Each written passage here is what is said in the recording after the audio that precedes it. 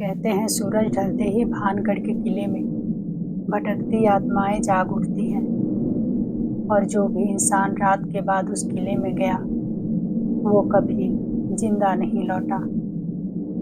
ये कहानी है राहुल और उसके दोस्त विक्रम की, जो आपका दिल दहला देगी। राहुल और विक्रम ने सोचा कि जाकर पता लगाया जाए कि क्या सच में वो इतनी भयानक जगह है या ये सब सिर्फ एक कहानी है। करीब रात 9 बजे गार्ड को कुछ पैसे देकर दोनों किले के अंदर घुस गए। अंदर घुसते ही उन्हें ऐसा लगा जैसे हवा अचानक थम गई हो। एक अजीब सी घुटन हो रही थी। उन्होंने किले का चक्कर लगाना शुरू किया। 10 मिनट बीत गए, लेकिन अब तक उन्हें कुछ डरावना नहीं दिखा। तभी विक्रम के मोबाइल पर किसी का कॉल आ गया और नेटवर्क के कारण वह किले के दूसरी तरफ चला गया। वह बात कर ही रहा था कि तभी उसे किसी लड़की की चीख सुनाई दी और वह भागता हुआ राहुल के पास पहुंचा, पर वो वहां था ही नहीं।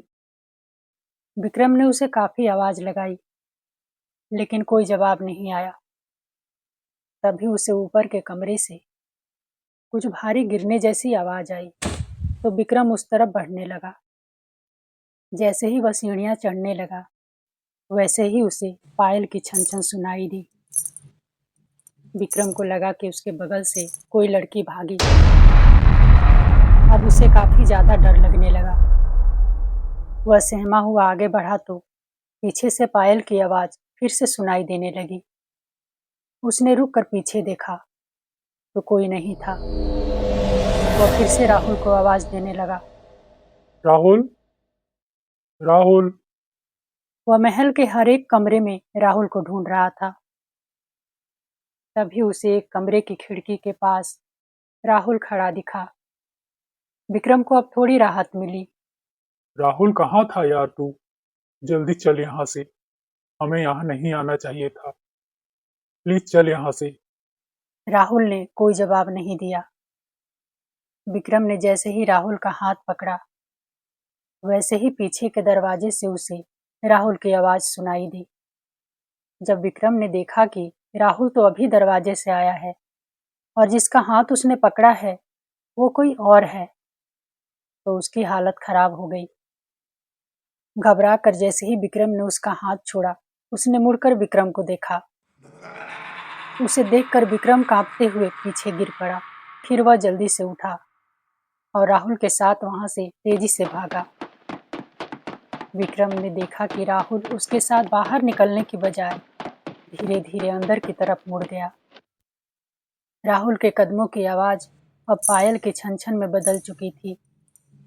विक्रम के देखते ही देखते राहुल लाल साड़ी पहने लड़की में बदल गया।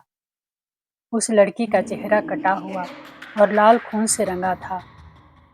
राहुल को लाल साड़ी में लिपटी खून से सनी उस लड़की में बदलते देख विक्रम की सांसें अटक गई। वह लड़खड़ाते हुए किसी तरह भागा।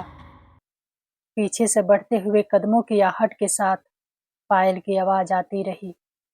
उसने भागते हुए पीछे मुड़कर देखा, कोई नहीं था, लेकिन पायल की छन छन की आवाज अब और तेज हो गई थी। तभी विक्रम का पैर किसी चीज से टकराया और वह नीचे गिर पड़ा। उसने देखा वह चीज कुछ और नहीं बल्कि उसके दोस्त राहुल की लाश थी। उसकी आंखें पूरी तरह खुली हुई थी और चेहरे पर अब भी दहशत जमी थी। अचानक उसे याद आया जब उसने ऊपर के कमरे से कुछ भारी गिरने की आवाज सुनी थी, यानी राहुल की मौत तभी हो चुकी थी। विक्रम को जैसे होश आया और वो उठकर तेजी से भागने लगा। सामने बाहर निकलने का रास्ता दिखाई देने लगा, लेकिन विक्रम को लग रहा था जैसे उसके कदमों को आगे बढ़ने से कोई रोक रहा हो। उसे अपनी मौत करीब आती दिखाई दे रही थी। तभी उसकी नजर बाहर खड़ी कार के अंदर गई, जहां हनुमान जी की छोटी सी मूर्ति लगी हुई थी। मूर्ति पर नजर पड़ते ही विक्रम को अपने अंदर एक ताकत महसूस हुई और उसके कदम आगे बढ़ गए। विक्रम किले से बाहर निकल आया और सीधा गाड़ी में बैठ गया।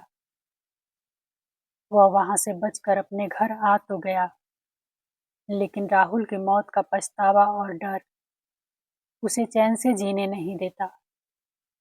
आज भी रात के सन्नाटे में उसे पायल की छन छन सुनाई देती है।